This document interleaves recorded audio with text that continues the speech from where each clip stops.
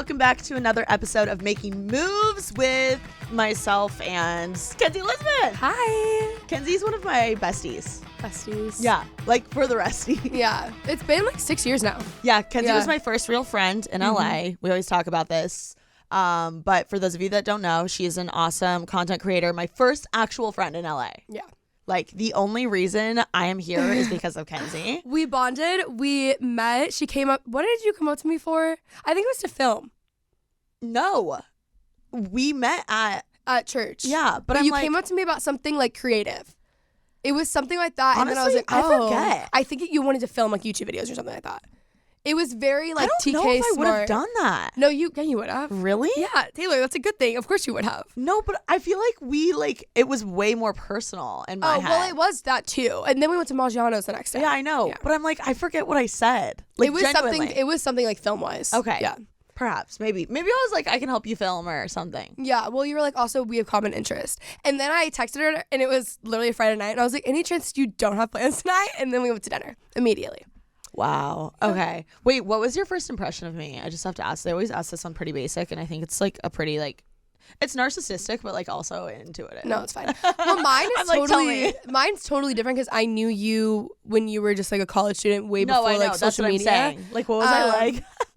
I don't know. I think.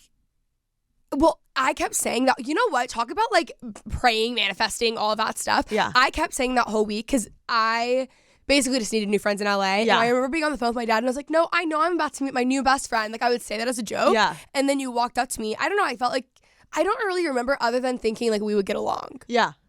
I remember you being though so, like my first impression of you was, I think I thought you were going to be a lot more like not giving me the time of day, and you like completely gave me more than the time of day. Yeah, I was like Saturday night plans immediately. Yeah. And then we both had passion planners. Yeah, and I liked how you like it because I put a lot of effort into relationships and like friendships, and I felt like you totally reciprocated that. Yeah, I do the same. Which was like so cool because I feel like that's pretty rare, you know, especially in LA. And I was like, this bitch is cooler than me. Like, she's not going to give me the time of day. And you did.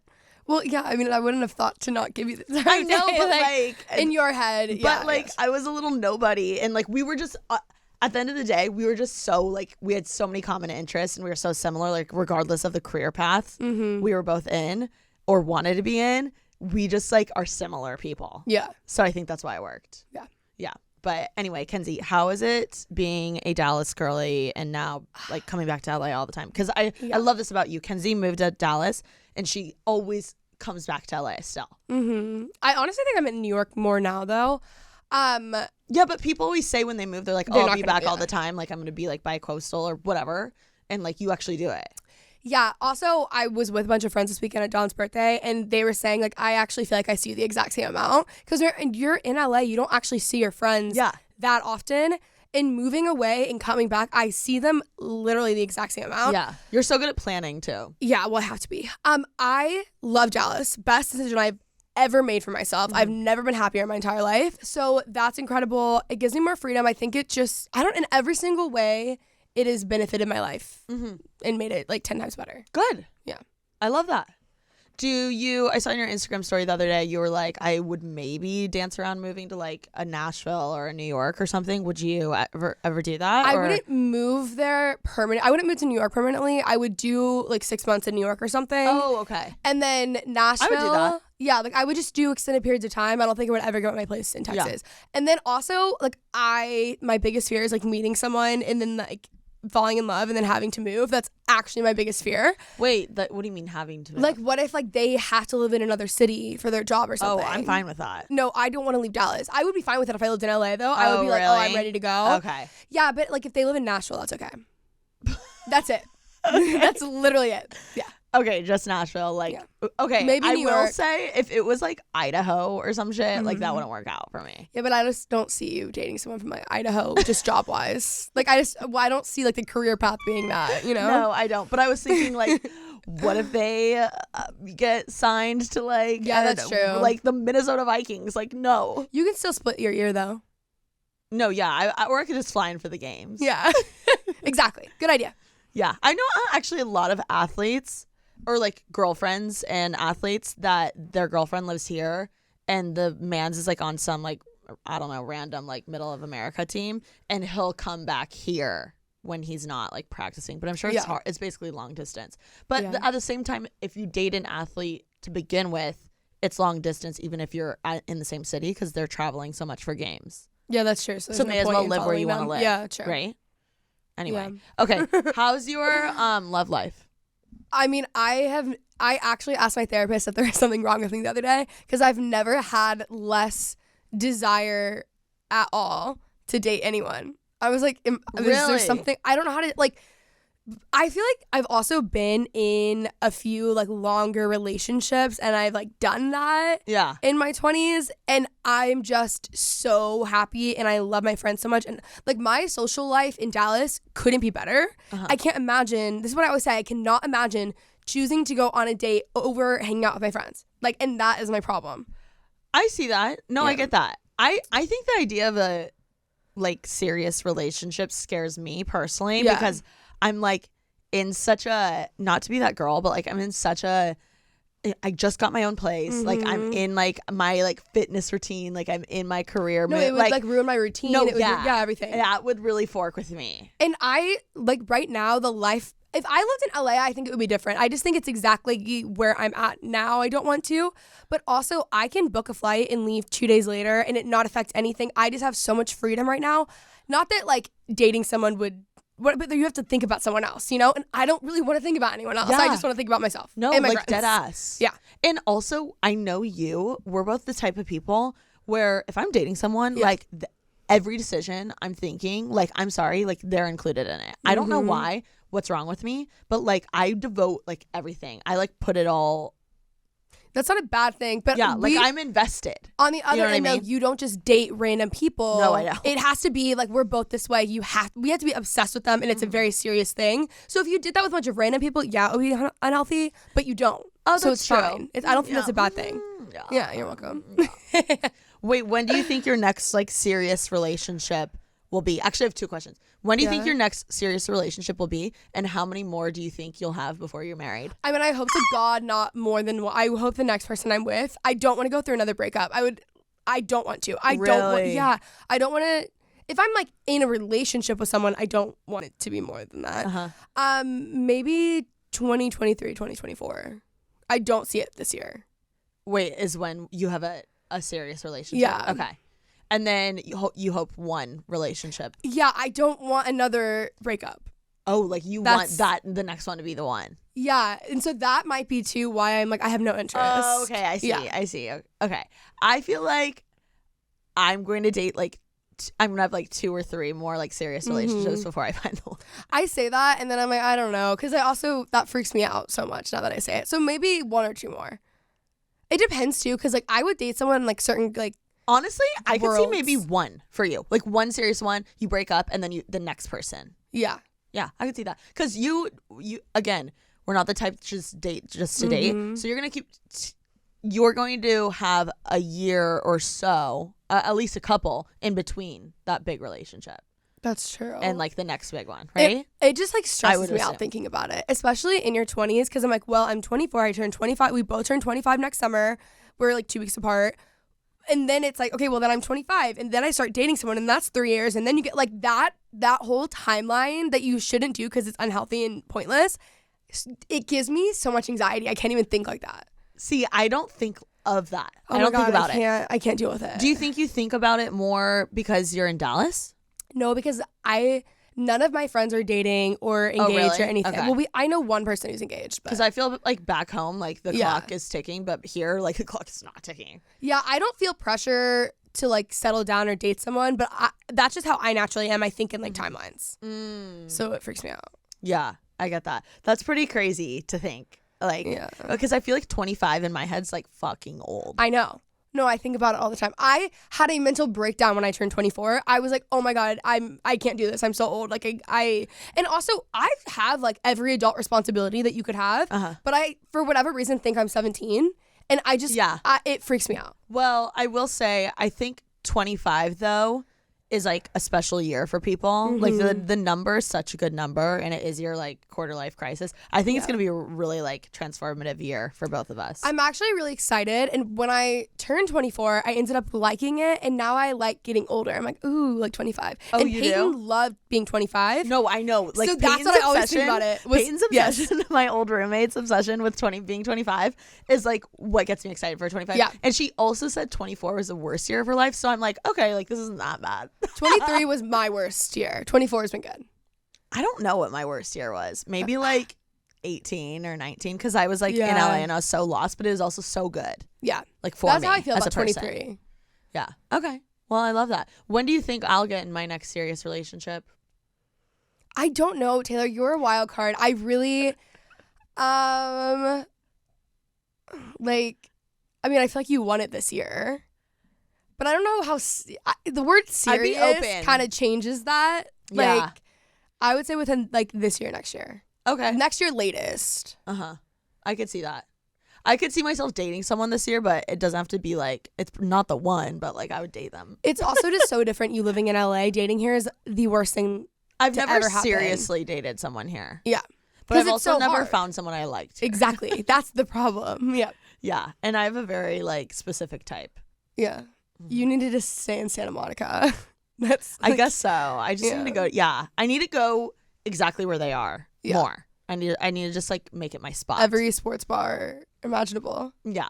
Exactly. Exactly. Anyway, okay, one of the things I admire so much about you, Kenzie, is you are a say it and then you do it. Like you literally say, you're like, you talk the talk and you walk the talk. Yeah. Thank you. You literally do. Deadass. And I find that to be so powerful and rare because I say a lot of bullshit that I don't do.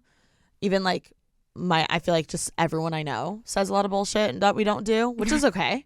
But like you deadass do it. And it doesn't mean that you do it the best, but you still fucking do it. And I like respect that so much. And I just want to know, why do you have that mentality? Do you even think about that? Why is that so important to you to like finish something or fulfill it or execute it? You know what I mean?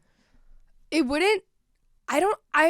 has to be a way that I was raised because I would never not do it. Like I wouldn't think to not do it. Also, my biggest pet peeve, I don't feel like you do that, by the way. Like when you say you're going to do a bunch of stuff and then don't execute. Yeah, but I will say yes, but also I do come up with like crazy ideas and stuff all the time that I want to do and I just don't do because I'm like, it's like a lot of work and blah, blah, blah, like. In time and yes.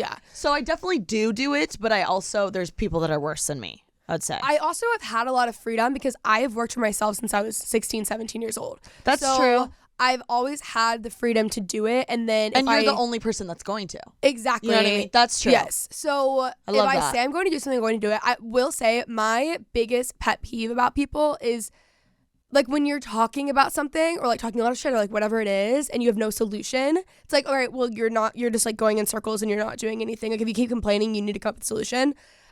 So I just like can't stand that in other people. It's less about, but in my mind, I think about it in a way of, you're unhappy with something and you're not making change, not really like, oh, you have an idea and you're going to execute it.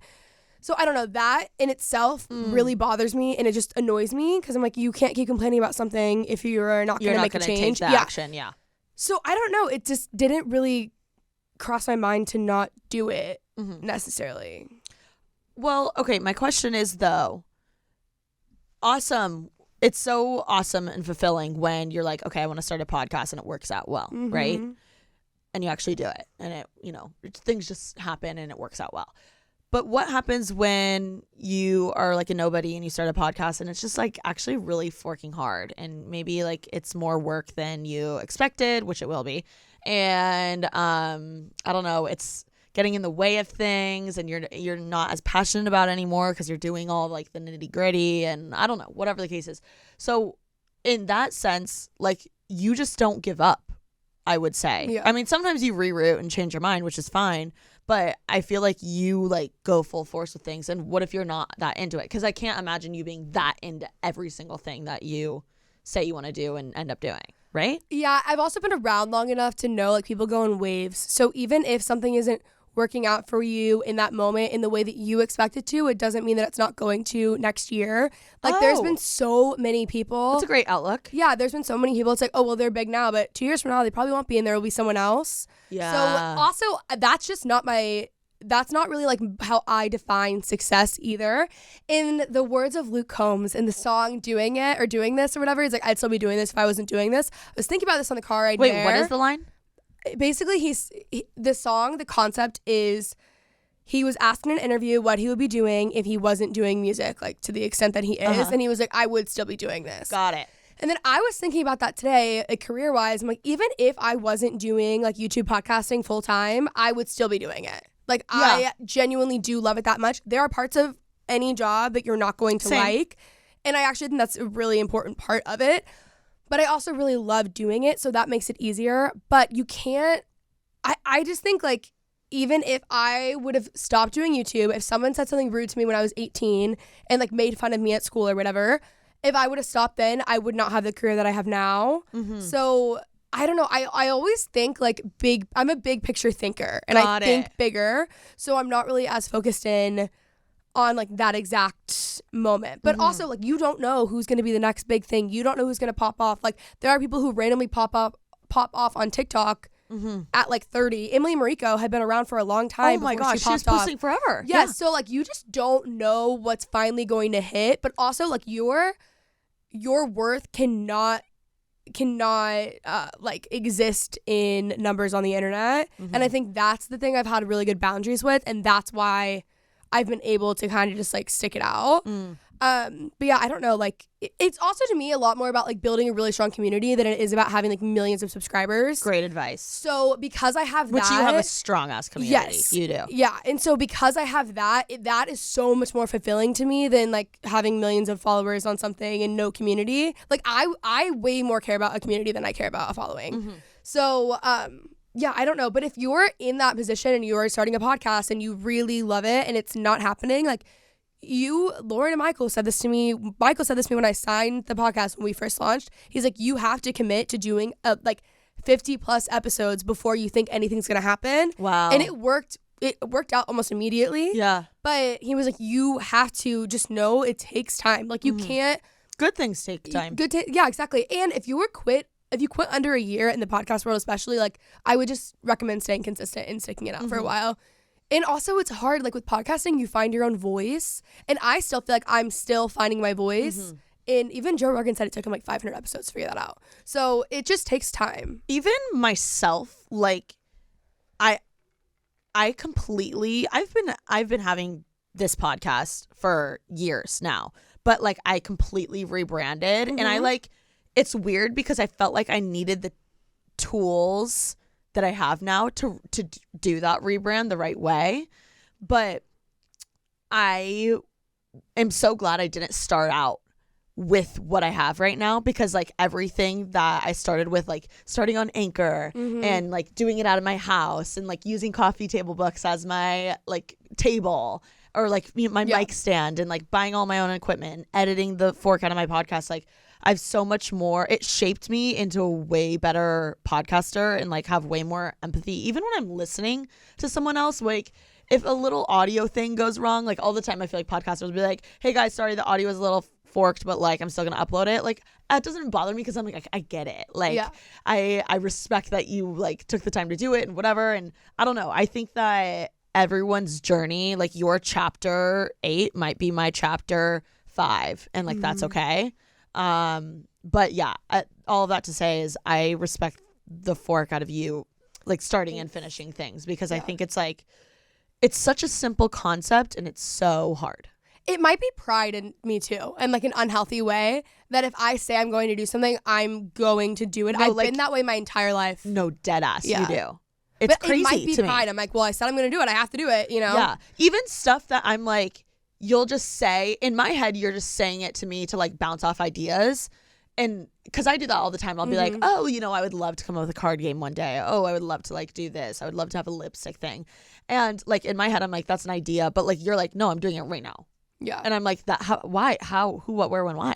There are things though that I want to do that I'm like, it's not my time to do them yet. Okay. So I will like bounce that off. I'm like, oh, there's things at 30 I want to do that I won't do now. So, but that's, I mean, we'll see if I end up doing it. So that's 6 years away. What is that? Like eventually I would want, like I was at Boot Barn, not that long ago. Love One of my favorite places to be. Told me about the Farmer's Almanac. I learned a lot there. But every country store has a cowboy boot line. And I realized that. And I was like, I need a cowboy boot line. Like that is what I want to do at 30. That'd be fantastic. Yeah, I'm already doing a clothing brand, which launches this year. And that we've been working on for the past year. So that's now, but I'm like later. And then also I'd want to make Breadwinning Housewife an even bigger thing and do more like kitchen, cookbook, things like that. I want to do a book one day. Like there are things I want to do. I just know it's not my time. You have to do a book. Yeah, I will. Well, I went to a psychic the other day. This was crazy. Dom and I went. Wait, where? I need to go. I'll give you her contact. It's actually, Kit Keenan. Yes. Okay, so she posted something about a psychic and I love her. called her immediately and I was like, who is this psychic? Like you need to tell me because we need answers. So we went. In New York? No, sorry, it was on Zoom. We made a video about it. It's not up yet. But wait, it's on Zoom? Yeah, you can just do. She's like 3 months out. I'll give you her like phone number. Like after this. Period. But her name is Laura Safaldi, something like that. She's really incredible. But it was crazy. She asked me what. You'll love this because it's boys. She asked me if I knew if there was a male in my life that started with this certain letter. And it was my ex-boyfriend. And I was like, yeah. She asked me about a number in a month. And at first I was like, no, there's no correlation. After that, I'm like, oh my God, the number was when we started dating. The month was the last time, was like recent. Last time I was with him. Completely explained everything. And I was like, that's so weird. But it was odd because it's not something I care about now. Like that's like past stuff. But it was validating because everything else that she said, I trusted more. And then she asked about another name and it was Dom's ex, like most recent ex. Crazy stuff. And I've like never been into this at all. I was just like interested. I'm open to like whatever. And then she told me I was going to write a book, basically is what I'm getting at. But it was crazy. Wait, did she have your information though? Like, could she look you up on the internet She could have looked me up on the internet, but there were things about Dom's family and boys. Like, these are not boys that we've ever posted about ever. Because also in my head, I'm like... I think that too, yeah. Well, also I'm like, I don't really care because just like tell me what I want to hear. Yeah. Yeah. I'm like, just tell me I'll look be... me up. Like, tell me like what you actually think I'm going to do because like I'll like run with it. But well, she went into Dom's family though, of things that... Dom doesn't talk about her family online at all. No. That were just very specific. It was That's very bananas. weird. Oh my gosh, give me her info. Oh, I will. I've always wanted to go to one of those people. Yeah. She's great. It's on Zoom. She's a New Jersey medium. Wow. Oh, yeah. And Kit like recommended her? Kit just randomly like crossed paths and the girl came up to her basically and said, what does this name mean to you? What does this month mean to you? And it was a guy and they had stopped talking that month. And then it went on about the future. It was crazy. So that's why I called her. I was like, wait, okay, I want to know career stuff. Like, can you please? Yeah. She said TV too, which a lot of people have said. So like, we'll see. TV? Like a show or something? And she was, I feel like if anything, it would be like hosting, but she just kept saying TV and book around 30. Definitely book. Yeah, for sure. So maybe it's like you're promoting your book like on like TV. Interviews on TV. Yeah, but I wouldn't be shocked if there was like hosting or something, True. So anyway, okay, let's cut to a quick break and we're going to come back with some of y'all's questions. Roses are red. Violets are blue. We love shaved balls. How about you? Valentine's Day is coming and we know just the gift to give your special someone for any and all special occasions. This V-Day, it's time to give him the gift that 4 million men worldwide trust from Manscaped, the leaders in below-the-waist grooming. Use my exclusive offer. Go to manscaped.com and use code MOVES. That's manscaped.com and use code MOVES, MOVES, for 20% off and free shipping. I don't know about you guys, but Valentine's Day, I feel like unpopular opinion, I low-key love it. I think it's so fun. All the candy, all the little things, I just eat it up as a girl. But I never know what to get my man. Whether it's not even the most serious relationship or someone I'm taking very seriously, I don't want to just get them something they won't use. And that's why Manscaped is the best thing to actually get your man because they'll use it and it's sexy. And you guys, this product he's going to absolutely love from Manscaped. In this package is a lawnmower 4.0. Their electric trimmer is designed to trim the hair on loose skin. And get this, the trimmer's advanced skin-safe technology reduces cuts and nicks on his delicate balls. It even has 4000K LED spotlight so he can shave anywhere your heart desires. Did I mention that it's waterproof too? Now you can shave anything and everything in the shower so you can say goodbye to any left behind hair in the sink. Go to manscaped.com for our exclusive offer of 20% off plus free shipping with code MOVES. That's code MOVES at manscaped.com, code MOVES, code MOVES. His balls will thank you. Get 20% off and free shipping with code MOVES. That's MOVES, code MOVES at manscaped.com. That's 20% off with free shipping at manscaped.com and code MOVES. Gift his Cupid an arrow from Manscaped this Valentine's Day. This is the first question, and I actually really like it because I think we're really good at it. And really humble and modest. Yeah, I'm really humble and sexy and gorgeous. Yeah, obviously. Okay. How do you separate your friendship from being online and offline? Okay. Because I think we do a pretty good job of it. A really good job about this. I was with Peyton last week and we got dinner. And Peyton and I have been friends. I have known her probably for 6 years now. Mm-hmm. And we talk work and stuff, but normally it's never, if you guys, obviously I feel like everyone listening to this podcast knows Peyton. Peyton is TK's older roommate.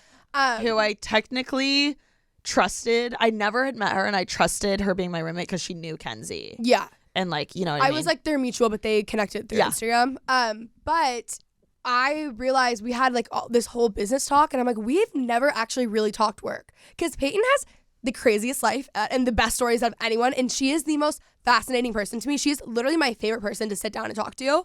So I have a lot of other things to ask her about her life. And then I realized, like, we were like 6 years into this and we actually have never really talked work ever. So I'm like that with people, but I'm also on the other end, we're both very driven and have so many ideas.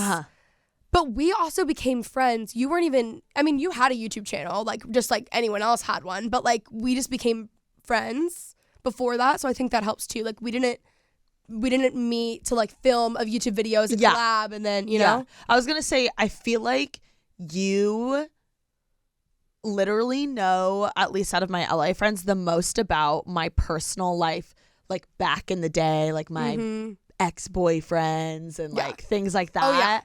Like she was there for my like big breakup. Have you told the story on the podcast of you took the shot of Fireball or whatever at 7 a.m.? I don't think I have. You should tell the story. I don't know that I have it's actually. Such a good one. We threw Taylor a breakup party dinner. Congrats, you broke up with him. At Gracias Madre. Yeah, a literal party at 19. Wait, this was like, we were so This savage. is a good story. Yeah. Oh, yeah.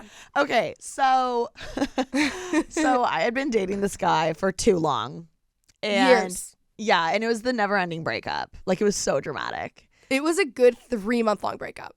Yeah. Honestly, I like blacked out so much of it that I'm like, oh, what? Was this like the last final straw? Because I'm like, did we get back together after this? Yeah, because he came and went to that thing. But this was... He flew. This was when he was so dramatic too. You took a break. You didn't talk for a few weeks. He was supposed to call you. He didn't, and then you did this. Period. Oh yeah, I was. I have a really good memory. That's why I really do. Oh yeah. Probably because I complained like a crazy bitch to you. Okay, so oh my god, I can't believe I did this. I literally thought I was Miranda Priestley. Like actually, like I was like, okay. So, this guy I was dating. We had been dating for too long, and he lived back in the Midwest and I lived here. So I was like a city girl and he was like I don't know, like a 307. Yes. Major 307 vibes.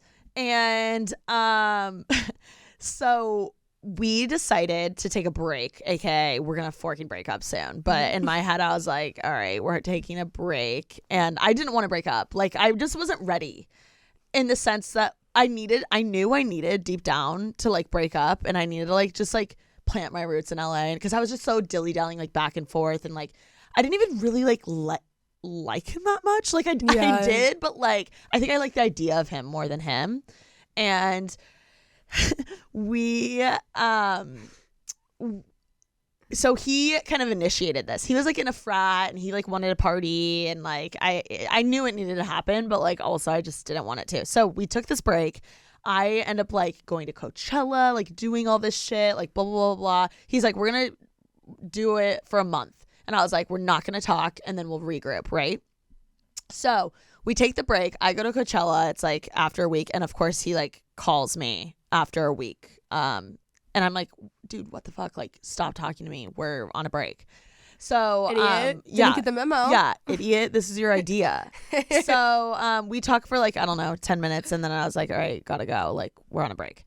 So we had a specific date. It was like a Monday I don't know, Monday, April. Let's see, if I went to Coachella's in the beginning. So let's say it was like April 30th.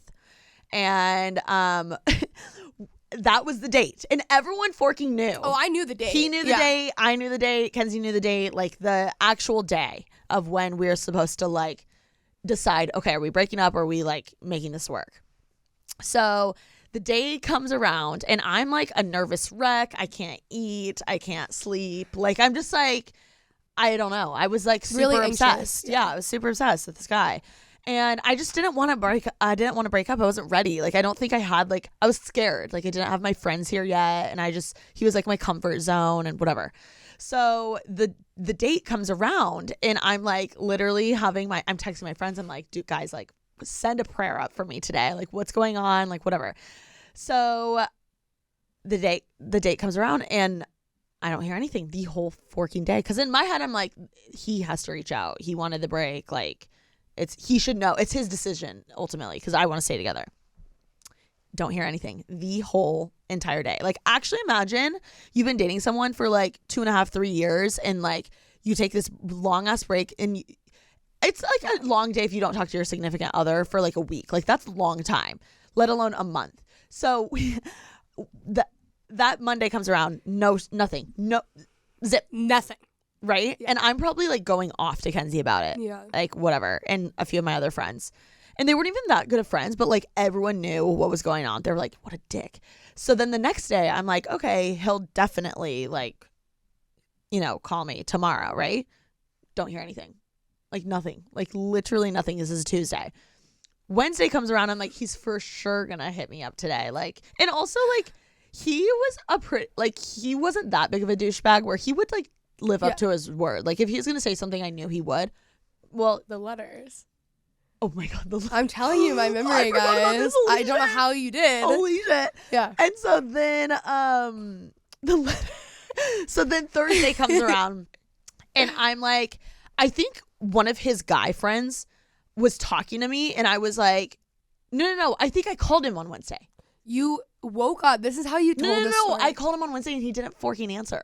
Remember?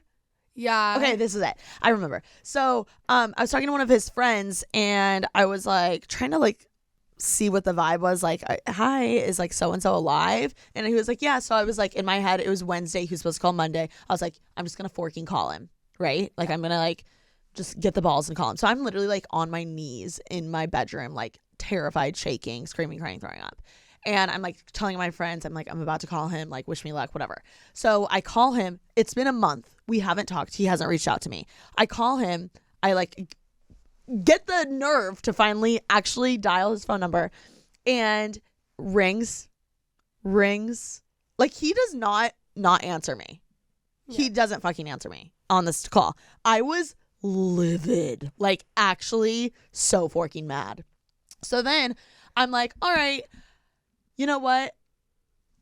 He is going to call me back, right? So I'm thinking the whole night he's going to call me back. Like, I've missed the call or whatever, blah, blah, blah, blah. So then the next morning, there's nothing. I talked to one of my best friends and my mom, and they're like, pull the plug. Like, it's time. Like, pull the forking plug. Meanwhile, I'm updating Kenzie with all this. She's like, what the fuck? Yeah. So I wake up the next morning. I'm in my matching Victoria's Secret pajama set. That's my favorite part of the story. Hearts. They're like red and pink hearts. Oh, yeah, I remember them. Yeah. And I walk into my kitchen, and I had, I think, some Jack Daniels. I don't even know if I was 21 yet, honestly. I think I might have been 20. Yeah, you weren't, because it was your birthday in Palm Springs. Yeah, I was 20. So I went and I got some Jack Daniels. And I don't even forking like whiskey, but I was like, fork it. So I pour a shot into a glass. It's probably 8 in the morning or 7:30. I rip a shot. I'm my 20-year-old self in my matching pajama set. Rip a shot of whiskey. I go into my roommate's room, who I wasn't really that tight with, but like she just was involved with everything. So I go into my roommate's room. I call him and I'm like, I have to call him and I'm going to break up with him. So I call him and he answers and he's like, hey, Tay, oh my God, I was just going to call you. And I was like, oh, really? I'm calling to break up with you.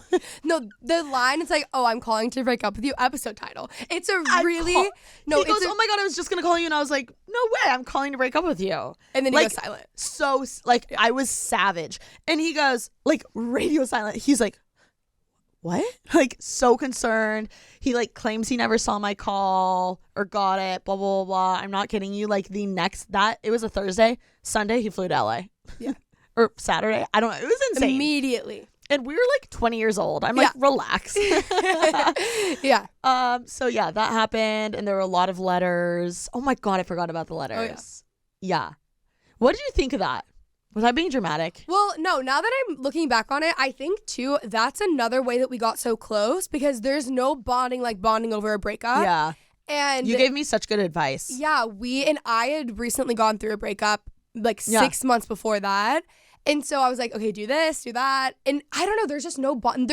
It's such an easy thing to bring friends together. And we got really close through that. But I will say you're so good with like I would complain and talk about it and you were like still so good at advice and like hear me out. Yeah. Which people get annoyed easily. Yeah, but I feel like people who get annoyed easily haven't like had their heart broken. Yes, too. That's true. So I think because I had just gone through such a bad breakup, I was like, I get it. I remember one of my friends annoyed me so much in high school. And then when I went through my first breakup, I was like, oh, I feel bad. That makes sense. The other thing with the breakup too, you were just comfortable. And this is how I was with my breakup with my college boyfriend. It's like, I didn't actually want to be with him, but I was in denial. Yes. And I was too comfortable. And I was way more afraid of how my life would change by losing that person than I was of losing the person. If you're in that position, leave the relationship now. And I promise you, your life will get 100 times better. Like I wouldn't let me even think about it because I knew it was wrong. Like I knew I was not his girl and I knew he was not my guy. And like we're so different. Yeah. Like and I think way too had that not happened, I don't know if you would be a different person because you would have stayed on that path because you're in that relationship and you were so young. You know? And so and then he flew out. It was so dramatic. Like literally so dramatic. Flew out like ASAP Rocky, like a frat boy. Yeah. Literally, helped me move, broke up with me again after he flew out to help me move. Yeah. Yeah, it was kind of bullshit, but like it shaped me. Yeah. Mm-hmm. It turned you into I think I scare him. Probably. Yeah. And he wrote me a 22-page letter? Yes, and she didn't respond for like 2 weeks, by the way. Yeah. She was sitting on that 22 handwritten letter, by the way, that he dropped off in her mailbox. She didn't reply for weeks. He was a good writer. The thing about you is that you can be really intimidating, not naturally. Like you're very friendly and approachable, but you are really intimidating in the sense of with guys, I know you will say something like, if I don't give a fuck. No, she will walk straight up. If someone like had literally ignored her for months and she walked straight up to them and was like, hey, what's up? Like, yeah. No, like I think I'm unpredictable. Like I'm scary in that sense, and I understand that because a lot of people have told me that. Yeah, but it's funny. Yeah, no, I have fun with it. Mm-hmm. And I will say because of the break shit, I think that hurt me so much. I was like, oh, I'm giving you a taste of like your own medicine. I wonder, it was definitely that. But I wonder if breaks have ever worked for people. I'm sure there has to be success cases. Yes, I think in the sense where it's like, oh, we broke up, / took a break for a little bit and then got back together. But they never work. I think they only work if you guys see other people. Yeah. Or like dilly-dally a little. Yeah, because I think like you have to realize, okay, actually I miss that person. You have to actually move on to know that you want to go back. Yeah. I actually think a breakup before you get married is super like healthy. There are so many married couples that I know who broke up when they were dating. Oh yeah. Yeah. So many. But yeah, I think, oh my gosh, that was such a good story. And so I need more drama like that in my life, like boy drama. Yeah. And he Yeah, we ended up breaking up for realsies, and it was like the best thing of my life. I like finally came into my own. I feel like he held me back a lot. Lauren and I talk about that all the time, and we're like, our breakups are the best thing that could have ever happened to us. Oh my gosh. Ever. I didn't even realize the stuff I was like holding myself back from doing because of like so-and-so. And when you're in the relationship, you don't want to admit it. Yeah. So then it's like never ending denial. You're like gaslighting yourself. Yes. Yeah. Oh my gosh. Kenzie is the best. Like, you're one of my favorite friends to talk boys because you're so understanding. Thanks. No, and the last guy I was like dilly-dallying with. Oh, yeah. You literally took me aside and you go, that is TK, have fun, do what you want. That is not your guy. And everyone has been telling me that. When Kenzie said it, I was like, you're right. But also, like, people were holding back. Like, I was like, oh, is someone going to say something? Like, and then I was like, okay, I guess I'll call. Like, I am not the friend.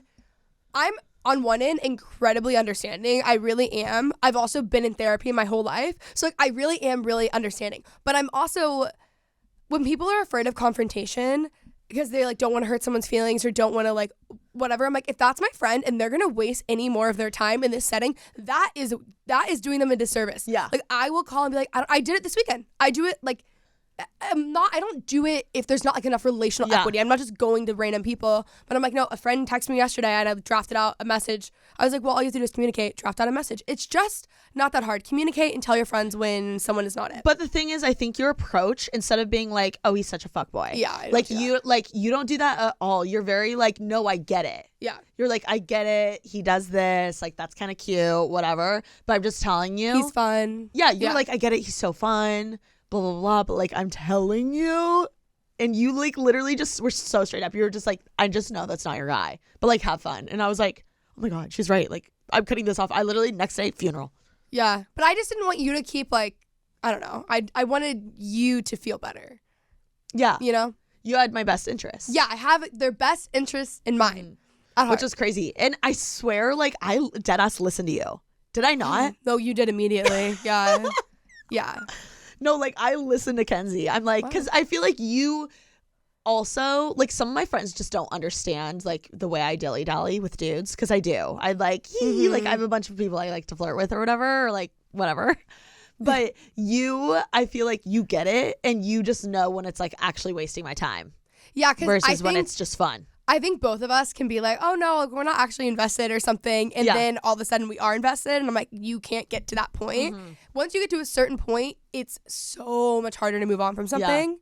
But yeah, just it's all about the approach when it comes to telling your friend. There are times when you need to stay out of it, especially if it's like someone's boyfriend or something. Like there is a point where you should just not say anything. Yeah.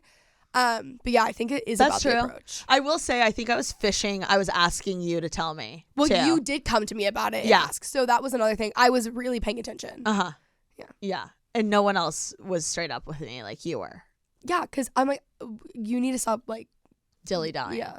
Yeah. You're going to hurt yourself is what I was worried about. Exactly. Okay, so what kind of guy do you think you're going to end up with? Because I really think you need to have a country music like dude face. You know, unfortunately, the psychic did tell me, this is where I don't know if she was right, that she sees it, someone that I meet when I'm, well, you know what is interesting? So I have a group of guy friends in Nashville who are, one is really successful in music, and then a few of them are also like in that world. She brought them up and was like, I feel, and I've always said this, and she's like, it's not a love connection, but it's not a romantic love connection, but it is a connection in the way that you guys are like very good friends, and you guys will keep introducing each other to people, which we do all the time already.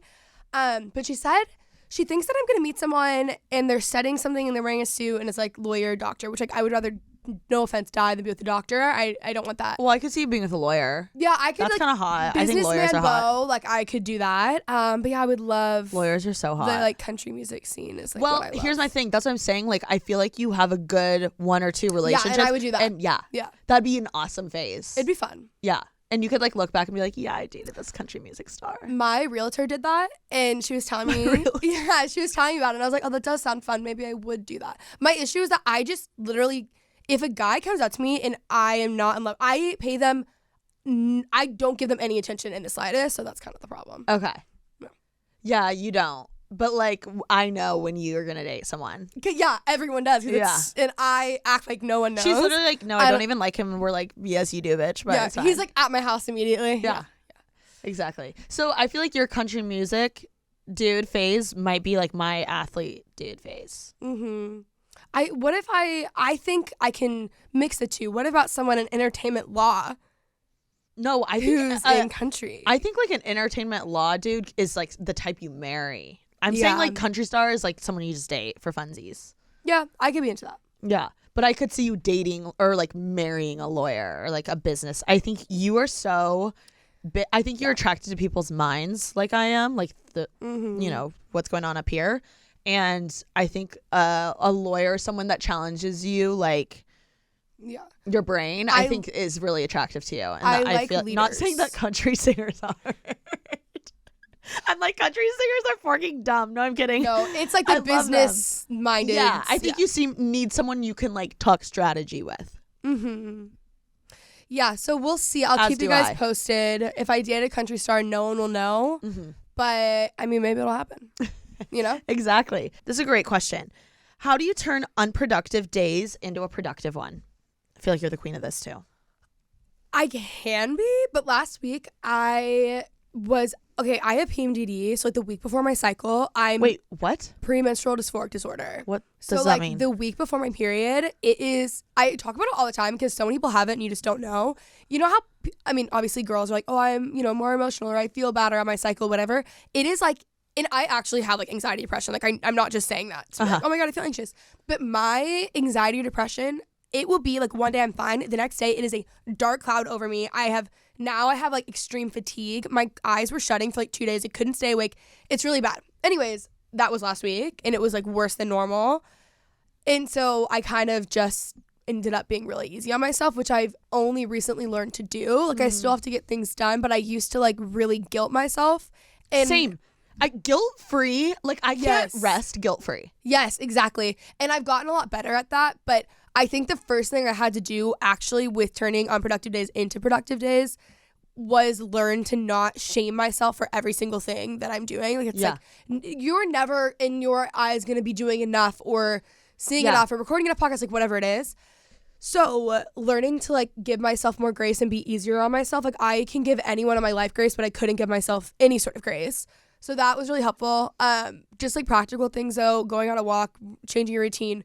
For me, it's almost like always working out. That's a huge thing. When I cannot stress that enough. Mm-hmm. Like dead ass, if I'm having the worst unproductive day and I'm like so guilty about it and I'm like not feeling great and whatever, the only thing actually that can make me feel a little bit better is going to the gym and maybe doing a 30-minute walk on the treadmill. Yeah, like some sort of movement.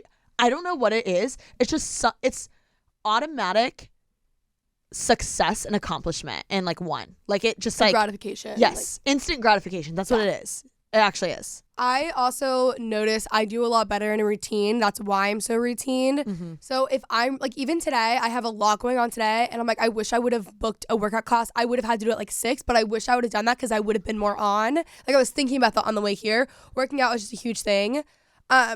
Like even like I got up and I made sure I journaled because I'm like, I just feel like my brain fog recently has just been so bad. Mm-hmm. I read all the time, things like that, but those are small things that you wouldn't necessarily correlate with turning an unproductive day into a productive day. But for me, it's when I'm in a really healthy routine that I'm the most productive. The busier I get, the more that routine matters, and the more when people are like, how do you have time? It's like you make time for what you want to make time for. Yeah. And so that helps. The workout / journaling combo is truly the only thing that actually clears cobwebs in my head. Same. Like I don't know what it is. And it is a common denominator among successful people, mm-hmm. I would say, is getting some type of movement. It doesn't have to be a crazy like CrossFit workout. Oh, it definitely is. Yeah. Yeah. Like it's just, it can just be going for a light walk or whatever. It's just like something about it is, I think, scientifically proven that it boosts natural endorphins and mm-hmm. serotonin and things like that. That I don't know. It just gets me going. Do you journal often? Yeah. I mean, how would you say often? I don't know. I mean, I'm not the best about it. I did it today because I couldn't work out. But I'm trying to get back into it. Another thing that Saga told me is I need to start writing. But do you ever do morning pages when you journal? That's what I'm asking. Do you know what that is? I've heard of that. So basically you can either set a timer for like 10 minutes or you can say I'm just going to free write for three pages. Sorry. And you just don't stop. Like you don't take your hand off the page. And when I do that regularly, which I haven't done, you get things out. Or like, this is another thing too, because I struggle with finding like, realizing like what my emotions are coming from. Like I don't know why I feel a certain way sometimes, and that's something my therapist has made me do, is like go through and I will write 3 pages good. And then I'm like, oh my god, I would never have thought that was bothering me, but I figured out what it was. So that is a huge thing too. If you're feeling really unproductive or you're feeling like you're in a slump, I would try morning pages too. I need to do that because sometimes I will get irritable with just random people in my life, and it's because a completely different thing that I don't even realize is really bothering me that much, and that would be the solution. It helps a ton. Going on walks too, like getting outside, hot girl walk, podcast, music, things like that. I think there is a time where you need to cut yourself some slack and maybe take the day off, but I would say that's maybe 5% of the time. Also, and that's kind of a high percentage in my opinion. Something about like sweating and like releasing something is like so good. I don't know what it has to do scientifically, but like it hits different. It like cures all my problems, honestly. I would say the same for me when I'm unproductive. Definitely, as if I get 20 to 30 minutes in of anything, I instantly feel more productive. Another thing I try and do is, one of my favorite things to do actually is when I'm like, there's so much in my head and lists that I have to do, like right now what I'm thinking about that I have to do. And there's so many different pockets of life I need to conquer that I make this list in a journal where it's like today, maybe, and later. Like I do 3 columns. Yes. And it's 3 columns, and you just take any piece of paper and you put it today, maybe, later. And on today is the only things you 110% will get done. Do not put something you might get done in the today column, because that's going to ruin it, right? You have to put even like little stuff like, oh, I kind of need to go to the grocery store, but I could go tomorrow. That goes in the maybe column. And then later means like send expense stuff to tax guy or whatever, like stuff that I like, it's on organize my mind. Your closet. Yeah, stuff like that.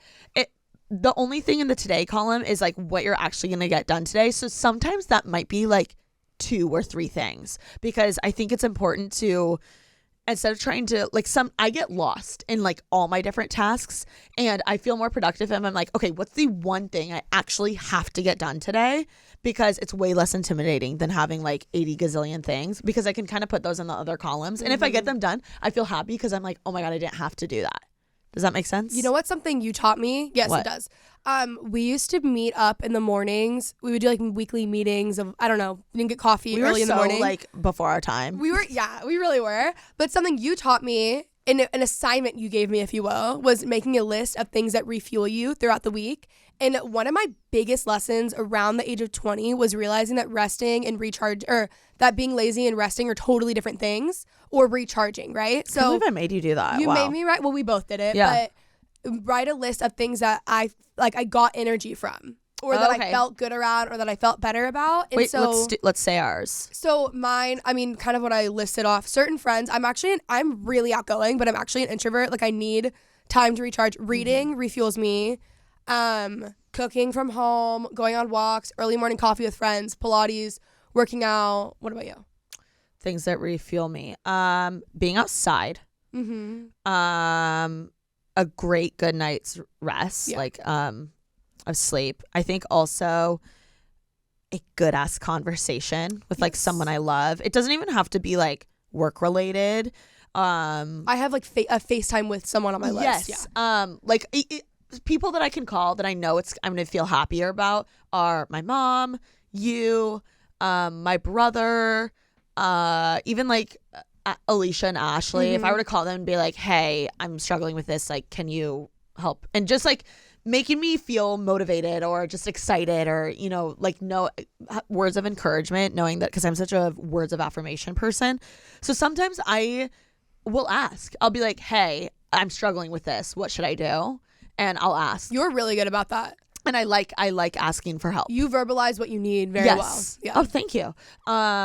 I don't even realize that I am, but now I do, because I do it a lot. I'll be just the other day I was stressed out because I wanted to go to this thing, but also I was so exhausted, and I knew if I would have gone, I would have been like pissed that I would have gone. Do you know what I mean?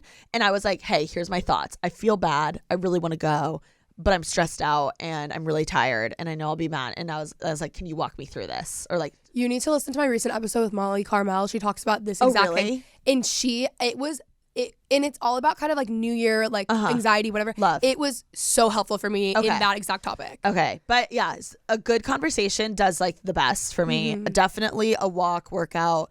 Even I love a great podcast. Some good ones that I resort to recently, or I've been resorting to, are I love Smartless. Have you heard of that? Oh my God, Kenzie, you're gonna fucking love it. It's with 3 comedians. So it's Will Arnett, which is Amy Poehler's ex-husband, Sean Hayes, and Jason Bateman from Ozark. And I'm not kidding you. So they're like comedians, and it's these 3 guys, and every week they have on a new celebrity guest. So like one of them will surprise the other 2. Like the other 2 don't know who it is. So it'll be literally like Sandra Bullock or like LeBron James or Ryan Reynolds. Like these are actual guests that they'll have. And it'll be like Jason surprising the other 2 with Sandra Bullock. Yeah, or like crazy. Ryan Reynolds, like someone crazy. So the other 2 like haven't prepared. Oh, I like that for a the lot. interview. So it's like so like off the cuff. And I'm sure like on the back end, their producers are like, okay, here's some topics, whatever. But they're so funny, and it's so cool because it is technically an entertainment like comedic podcast, but they're interviewing such high performing successful people that you still get little tidbits. And I don't know, it just it clears my mind. Well, I love that. What I found too with podcasts is that I go through phases where all I can listen to is like high performing whatever, and then I'm burnt out from that, and I need it to be entertainment. Yeah. They have a really good, I would say, mix of that. I also love Armchair Expert. I mean, I love the Skinny Confidential as well, but sometimes I don't want to be as motivated. I want more entertainment, like just funny. I want to laugh. Also a good laugh, like that refuels me. What else? Eating good. It like I found as soon as I came back to LA and I was starting to like order a lot of sweet green, and I sound like such an LA bitch right now, but like I'm not kidding you, my head was more clear. Well, that's like science. It is science. Yeah, also, daylight, like sunny daylight. I don't know. A clean house. That's my number one thing. I'm one of those people that cannot. I can't function because I haven't. Like it just makes my anxiety worse. I have to have my house clean. Also, I'm not kidding you. This is like really corny, but like sometimes I like will play now that I live alone. I did this when Peyton wouldn't be there because she like I'm already psycho enough for Peyton. But I'll like blare music and I will literally dance by myself. I do that too, actually. It helps a lot, especially before recording. It's something about like, I'm not kidding you, the Grey's Anatomy, like Dance It Out, like it helps. Like moving your body and just like, I'll like be in my own world. That's so like Danielle. Her mom does that too. Like Danny does that. No, I have to. It's helpful. It is. And it's just having fun. Like I think so much of our work life can get so serious, and it's like, what's the point? Like I want to have fun, and I'm addicted to fun. And you can have fun throughout, and I'm trying to be better about that. What do you mean? Like, have fun throughout, like sometimes I'll just be so focused on what I have to do that I'm not like enjoying it in the way that I should be. I hate when I do that. Yeah, and so I'm trying to be better about that. Like you have to really be intentional though. I think that the root of that though is, for me at least, is gratitude. Like going back to my journal and being like, I am thankful to be in the position I am, because I dead ass am. Like, and I forget, which is, it's inevitable. Like this is my new normal. But like a year ago, I would have died knowing that like I could reach out to my manager to reach out to my dream brand. Like I dead ass would have died. Like knowing that I had that contact or whatever the situation is for you. But I agree. Like I think that having gratitude makes things more fun. Like, oh my gosh, I get to go to the Pretty Basic set and like tell them what pop culture drama to talk about. Like that's crazy. That's my job. But sometimes I forget that that's fun. Because you're just in your routine. Yes, exactly. And it just becomes your normal, and then you're not. Yeah. So I think going to my journal really helps me in like having gratitude, like writing I'm thankful for. I'll do a whole page of I'm thankful for blah blah blah. I'm thankful for this. I did that this morning. I'm grateful for this. Because sometimes you're in a it rut, rewires your and brain. it helps you. Yeah, it does rewire your brain. Going back to like how I execute things too, I'm thinking a lot of that is actually rooted in anxiety because I've always been like, I have to do it. But then I have also been lucky enough to surround myself with people who have done like stuff. And so I see that. Also, I think a lot of it is growing up in Texas, people just work, and work ethic there is very different. Like here, people work really hard or they don't work at all. Like, oh my God, that's so true. There's a difference in work ethics and that they're either working their ass off or they're not really doing anything. So true. And in Texas, consistently, everyone just does what they say. And so I think now that my brain is turned on more, think it's rooted in anxiety. It's also that I've surrounded myself with people who I see do cool things. My dad has instilled confidence in me. My dad thinks I could literally be president. Aww, and like I love that. But because of that, I grew up thinking I really could do anything. So it's like this naive mindset that I try to go back to like my 17-year-old self when I was like, I can do anything. And then like also a lot of it is gratitude and seeing people around me do things. Like to give you guys more practical tips as I'm thinking about this, has really helped. And if you don't have a parent that has like instilled that confidence in you, like you can build it yourself and you can find it. It doesn't have to be external. And then it's just about who you surround yourself with. Even it's not even like my friends at home all have more traditional jobs. It's not that I'm like, oh, they're doing exactly what I want to be doing, but they're like, they all have very strong work ethics anyways. So it's really helpful. I think a lot of it is who you surround yourself with and your environment. Totally is who you surround yourself with. But I will say, this is the last thing I'll say and then we'll wrap up, is that one of my favorite things about you is... I love this podcast, by the way. No, is I'm dead ass. Like, Kenzie even came to me when you were talking about maybe doing this clothing brand thing. And I was like, honestly, not a good idea. It's fucking hard. Yeah. Like, I was like, I work with a clothing brand. Like, it's hard. I was just like very real. I was like, it is brutal. Like, it's more hard than it is almost rewarding at the point that I'm in right now, right? But I love that you still just are going for it. Well, and I also talked to people who are doing it in the way that I'm doing it, and they said the same thing, but it's parallel is totally different than what we wanted to do. So it did give me better insight to like what I would be doing and made me feel better. But I will say, like, I almost was like, I would wait a little. That was my take on it.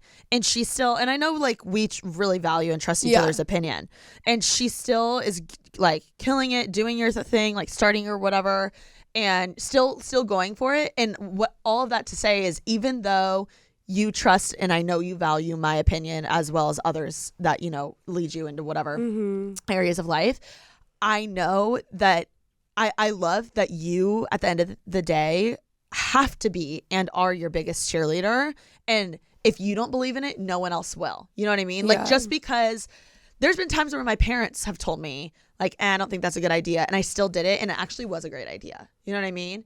Yes. And you have to, even though like people are going to be your cheerleaders on the like people you surround yourself with are going to encourage you and lift you up and whatever, but they're also sometimes going to like maybe pull you back, and you know in your heart like you have to be your biggest cheerleader because no one else will be, even your closest friends, even your closest mentors, even your parents. You also have to get good at trusting your gut. And even with my podcast, the people around me at the time when I started told me not to do it so many times. And it's the best thing I've done career-wise. Yes. It's the most growth. And my network of people is in like literally the richest woman in the world because of that podcast. Like most successful, like in every way, it's made my life so much better. But it's trusting your gut and that it's like part your of it is like it gets easier, but it doesn't. But also I'm like, now I know in the ways that I haven't trusted my gut, I've always regretted it. And so now I feel like for me at least, the more I do it and the more I'm like, all right, I know that this is the next move, it makes it a little bit easier because I have like almost like proof is on the pudding. Like I've like looked back and I'm like, well, that was a good move. I'm glad that I like trusted myself then. And that also goes to like getting to know yourself, doing small exercises of like what refuels me. Therapy, reading is like my biggest thing. Like I think a lot of it is like getting to know yourself and then trusting your gut and then also like moving on that. And then over time you build more trust and confidence within yourself. And then you're able to do like the next move that's bigger. Yeah. But at the end of the day, you can have the best piece of advice from anyone and like no one's going to believe in your self or your personal project or your business that you start more than you. Yeah. So yeah, that's our end of the pod. Kenzie, thank you so much for coming on. Thanks for having me. And where can everyone follow you? Pimp yourself out. Do your thing.